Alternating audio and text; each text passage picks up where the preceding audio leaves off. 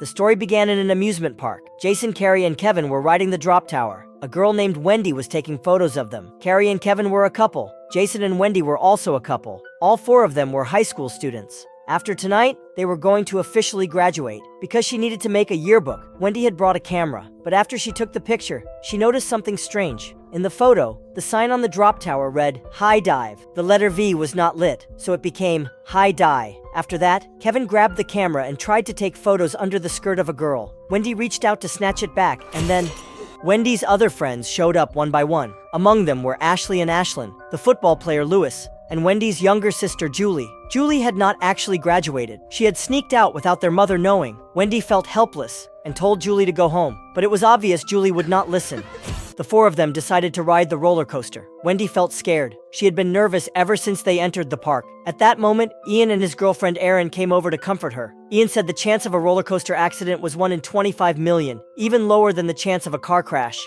Finally, when it was their turn, they happened to get the front seats. But Wendy was too afraid and refused to sit in the first row. After some discussion, Kevin and Wendy sat in the back, while Jason and Carrie took the front row. When they were about to get in, Kevin and Wendy's seats were taken by Frankie. Frankie had his eye on Ashley and Ashlyn. All night, he had been harassing them with dirty jokes and even openly recording them. Kevin and Wendy had no choice but to give up their seats. The safety bars came down. The roller coaster was about to start. But the bar in the front row had a problem. A staff member pushed it down harder, and that cracked the hydraulic system underneath. Wendy wanted to take a photo, but the staff stopped her. Photography and loose items were forbidden here. Kevin put the camera in his pocket. Frankie noticed this. To avoid inspection, he also tried to hide his camcorder. At that moment, Kevin's hand touched a piece of used gum. The start button was pressed, and the coaster took off. At first, everything seemed fine. The train kept accelerating. The riders were either nervous or excited without realizing danger was near. Suddenly, Frankie's camcorder fell and got stuck on the track. The coaster rolled over it and scraped off the hydraulic line. Friction between the train and track grew intense.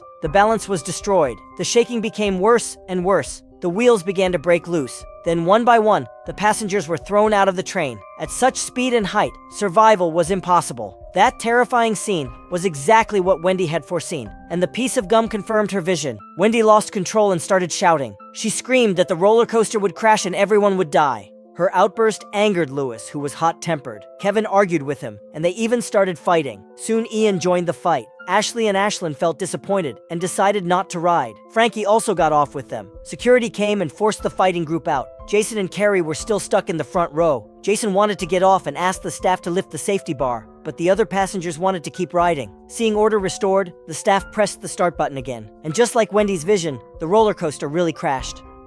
After the accident, Wendy fell into deep sorrow. Ashley and Ashlyn wanted to comfort her, so they invited her to join them at a tanning salon. But Wendy firmly refused. Later, Kevin came to find Wendy. Because the accident seemed strange, he had searched online for answers. He told Wendy about previous events, the Flight 180 plane explosion, and the Route 23 pileup, where survivors had been hunted by death in order. But Wendy, who was in a terrible mood, did not believe him.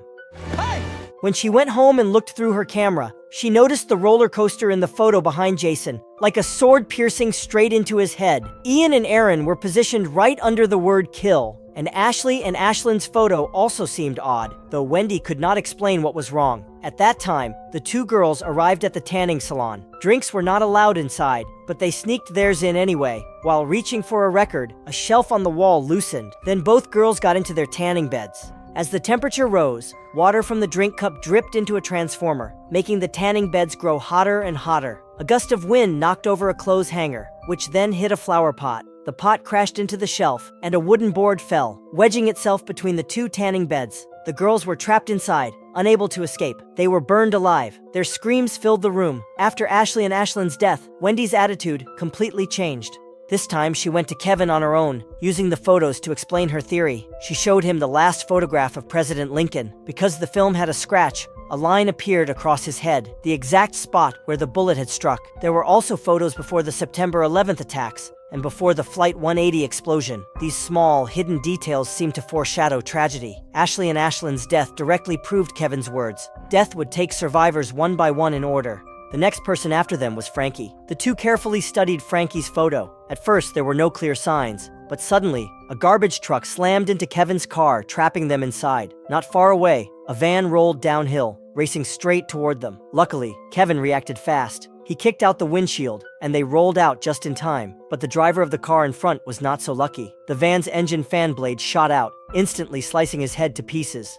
That was when they realized the driver was Frankie. They had expected Frankie to die next, but they had not imagined death would be so cruel. According to the order, after Frankie came Louis, then Ian and Aaron. Behind them were 2 more passengers, but the staff had stopped Wendy from taking pictures, so those 2 were hidden. Then they went to find Louis. Wendy noticed details in his photo matched the objects inside the gym. That meant Louis might die there. But Louis did not believe a single word. The more he trained, the more excited he became. Suddenly, 2 decorative swords fell from the wall, cutting the cables of the butterfly machine. Louis shouted proudly that he was not afraid of death. Before he finished speaking, the weight plates dropped without support, and his head was crushed instantly. After Louis died, it was Ian and Aaron's turn. The 2 of them were working in a hardware store. After Kevin warned them, Ian came up with a strange idea. He said if death killed people strictly in order, then Wendy would be the last to die. So if Wendy died first, wouldn't that break the plan? Then the others might be saved? Wendy did not answer him directly, but just then, she suddenly understood the clue in the photo. She rushed forward and pushed Ian away. On the surface, it looked like she had saved him, but that action triggered a chain reaction. Death skipped Ian and landed on Aaron instead. A burst of nails fired out one after another, piercing into her head and arms. She died tragically on the spot. After Aaron's death, Wendy looked at the photos again. To her shock, she saw that one of them showed her sister Julie. She recognized the bracelet Julie was wearing. Wendy told Kevin about this and asked him to hurry and find Julie. She also reminded him to be careful. She noticed that Kevin's photo was taken when they fought over the camera. It reminded her of fireworks. It seemed death would claim Kevin tonight at the fair. That night, there was a fireworks show at the town fair. Almost all the townspeople were gathered there. At that moment, some fireworks shells slipped, knocking down the wooden support of the fireworks cart. 2 boys made trouble, throwing firecrackers under a horse's feet. The frightened horse bolted wildly and ran straight toward Julie in the crowd. Kevin rushed forward and pushed Julie away, but the rope tied to the horse wrapped around her neck. Julie was dragged across the ground. At the last second, Kevin grabbed a sword and cut the rope, saving her life. Wendy arrived just then. She asked Julie who had been sitting next to her on the roller coaster. Julie's friend Perry stood up. Suddenly, she was impaled by a falling flagpole, but it was not over yet. The horse went crazy again, kicking Kevin to the ground. Wendy pulled Kevin to safety in time. Death skipped Kevin and turned toward her instead. At that moment, she spotted Ian in the crowd. Ian had always blamed Aaron's death on Wendy, believing all the disasters were her fault. Then the shaking fireworks cart collapsed. The tubes tipped over and aimed straight at them. The 3 of them dropped to the ground. The fireworks shot past Ian and into the crowd. Ian laughed, thinking death could not reach him. The words had barely left his mouth when he was bisected by a falling cherry picker. 5 months later, Wendy was already in college. One day, she was about to go out to eat with 2 classmates. On the subway, a vision flashed in her mind. She saw the train derailing. She tried to get off, but the crowd of passengers pushed her back inside. By coincidence, her sister Julie and Kevin were also in the same car. The next second, a rat chewed through an electric wire in the tunnel. The track split apart, and the speeding subway began to derail.